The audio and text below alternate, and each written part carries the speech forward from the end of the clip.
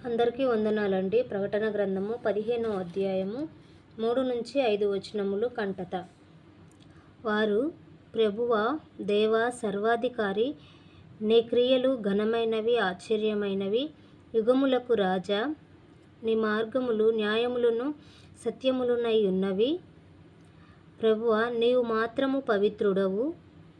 నీకు భయపడని వాడెవడు? నీ నామమును మహిమపరచని వాడెవడు? నీ న్యాయ విధులు ప్రత్యక్షపరచబడి ఉన్నవి గనుక జనములందరూ వచ్చి నీ సన్నిధిని నమస్కారము చేసేదరని చెప్పుచు దేవుని దాసుడవు మోషే కీర్తనయు గొర్రెపిల్ల కీర్తనయు పాడుచున్నారు. అటు తరువాత నేను చూడగా సాక్ష్యపు గుడార సంబంధమైన ఆలయము పరలోకమందు తెరవబడెను. ఆమెన్. Thank you.